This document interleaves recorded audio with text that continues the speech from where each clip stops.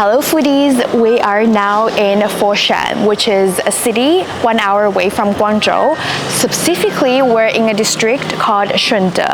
If you're a diehard foodie, this is the place to go. People from all over China come all the way to Shunde just to eat the food here. I have 2 days here and all the days are jam-packed with restaurants and stalls that I want to check out. So let's trace the origin of the Cantonese flavor here.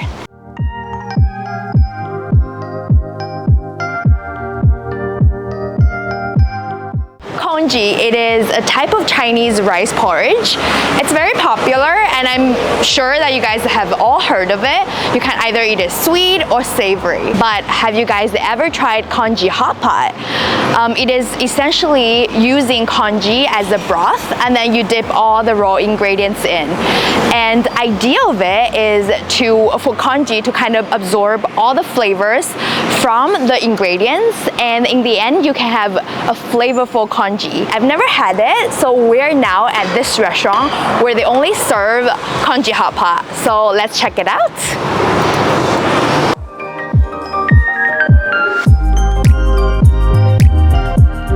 So first up, we're gonna try the porridge. It's actually not thick at all.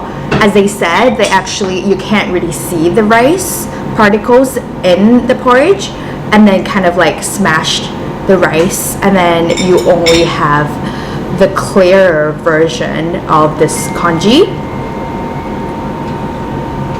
It's very light, as you can see. Let's see. It's like this. It's like almost like rice water. Apparently, the order of putting raw ingredients are very important. So first we'll put seafood, so we can taste the original flavor of the seafood, and then you put meat, and then vegetables. And when you have the vegetables, the broth already have all the flavor from the seafood and the meat, and then in the end, we'll drink the porridge or the Kongji, and that already absorbs everything. That's very interesting. So one of the specialty here is the grouper, and then they really slice it into very thin pieces. It's interesting because I felt like the porridge, the Kongji base, really add another layer to the fish. So the inside, it's more moist. It was all the juices were absorbed inside. It was kept inside. So you really can taste the freshness of the seafood. It's kind of like melted in your mouth almost. And also have shrimp. I mean, we're in this area. All you're gonna do is to eat seafood, right? So Toronto does not have any seafood, so I'm gonna eat all the seafood while I'm here. Shrimp is really good too. Again, as I said, it's like almost acting like another layer of starch, and you know, like when you have starch, the broth is thicker, the freshness, it's like almost add like a sweetness to the seafood already. And then we have beef.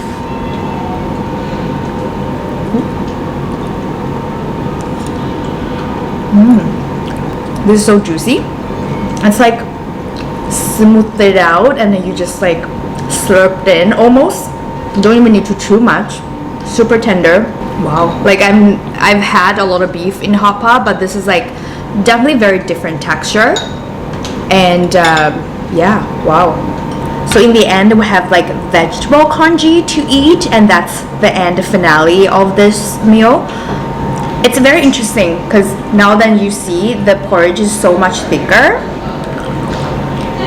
because it has been boiling for like hours.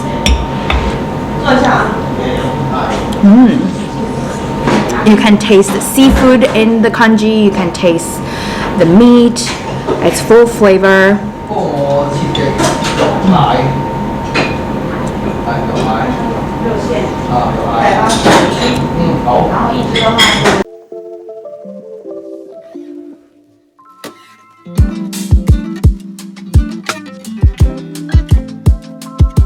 Sauna Chicken, the name got got me curious. What is it? Is it chicken with roe?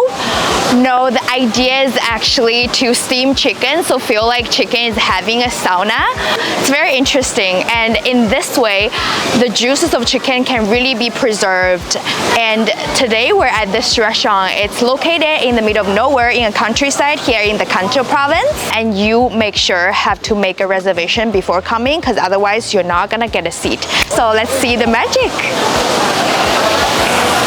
So I'm gonna try the sauna chicken. I guess the idea of sauna chicken is basically just to steam the chicken and let all the juices of chicken sink down to the chicken soup, and then we have it, sauna chicken. And then it's simple soy sauce and garlic dipping sauce. It's very different texture of chicken. I thought it's more like the chicken we would get in Canada, but it's definitely not. The chicken is more chewy and gives more of a chicken taste. I felt like sometimes in Canada the chicken tastes quite bland, but this one you can see it's like free run chicken for sure. And because the steam method, it really absorbed all the sauce within the chicken and the juice, and so it's more moist. And with all the marination with dates, mushrooms, it made it so flavorful. This is pure chicken skin actually.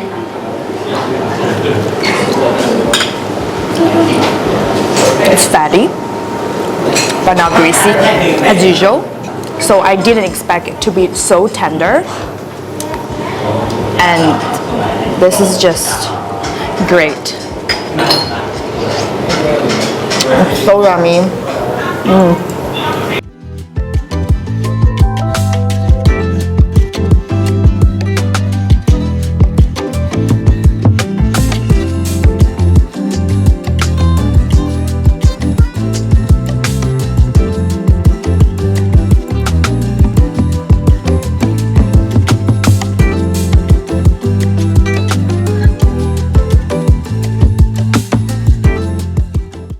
Definitely also a blend of the taste of Chinese medicine, which is interesting because it's also not too bitter.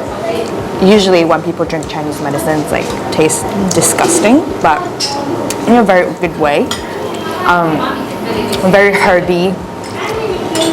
Again, I would want to try to recreate this when I'm back.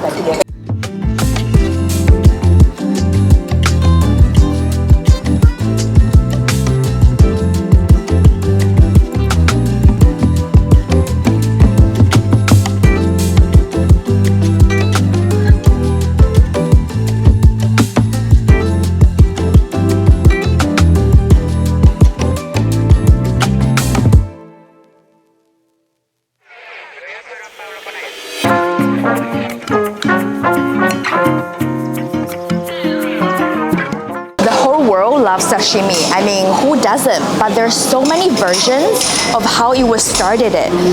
Back in 2,000 years ago, Chinese people started to eat raw fish, but the way they eat it was very different from the Japanese sashimi.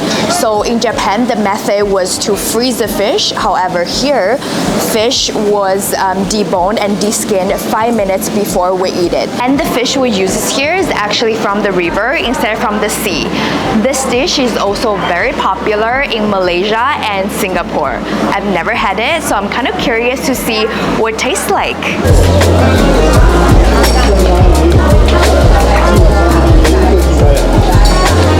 一般是鲜捞配料，配料我们也有加盐跟糖下去，基本上搅拌均匀以后就可以。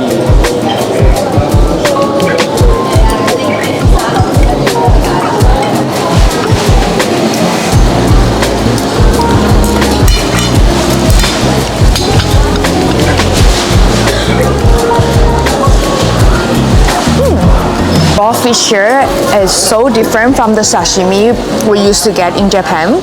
The ones in Japan is like much thicker, and you usually just dip into soy sauce and you want it to taste the original flavor of the fish. But the sashimi here, however, is more about the texture. They add a lot of, let's say, cucumber, onions, and peanuts, and there's a lot of flavors into it.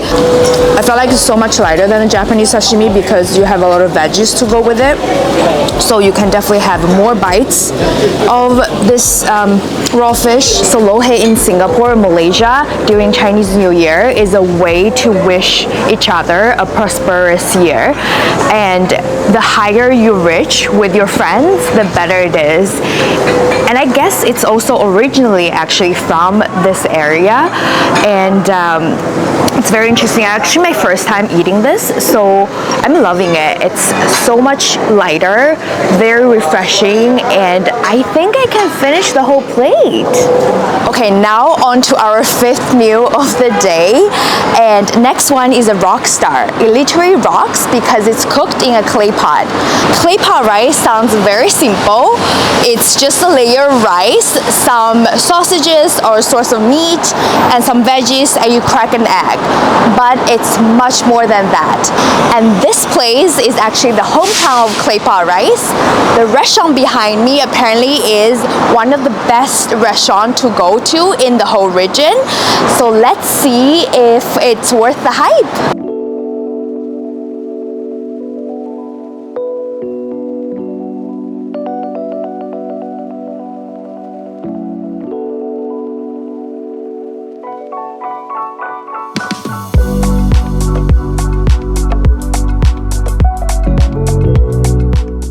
So we ordered two. One is eel and one is beef. I'm gonna try the eel one first.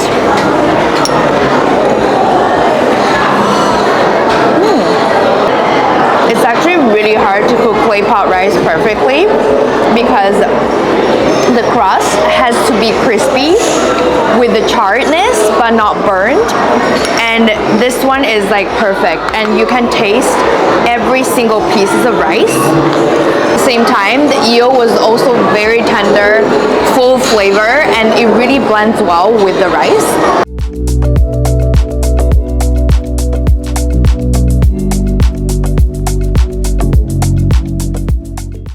I'm gonna try the beef one. I think the clay pot really helps the rice to cook thoroughly and evenly, and in the end the splash of Chinese liquor really brings out the liquor fragrance.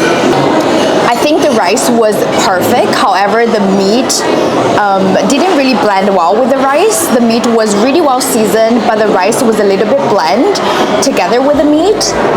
Overall I really liked it, but I would give it maybe a 7 out of 10. It wasn't what I imagined. Maybe I had very high expectations coming in. Yeah, that's my take. This is what I'm here for. We drove 30 kilometers just for this rice noodle. This is called Chen Cun rice noodle, and it's named Chen Cun because this place is called Chen Village, and it's part of Foshan. And the reason it's very famous because the rice noodle here is very thin, so it's usually 5 milliliters, and you can see how translucent it is.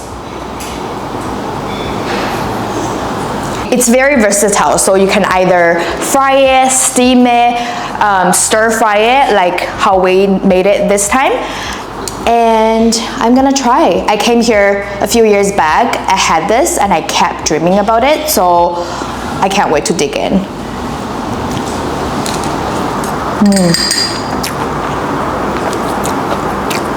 Because it's so thin, you can taste the texture in the whole bite.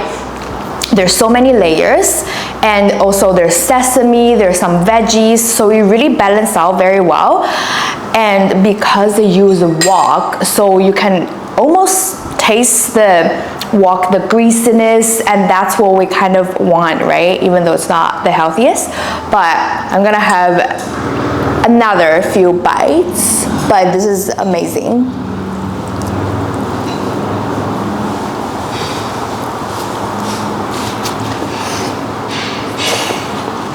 Good morning, guys. Now it's 6 a.m. we drove 30 minutes all the way to this restaurant that specialized on steamed ribs.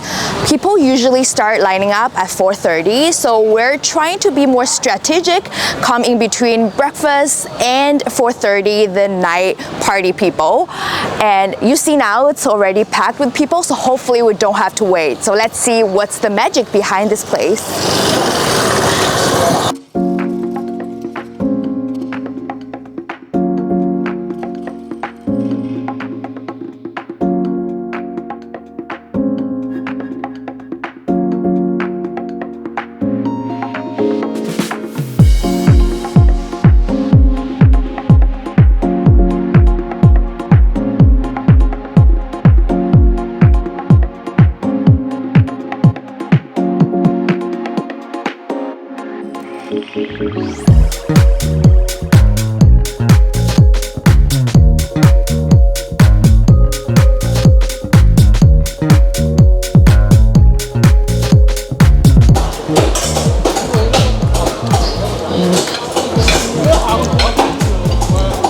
This is really, really good. I think especially because they steamed it without any water, so you can really taste the charredness on the ribs, especially the edge.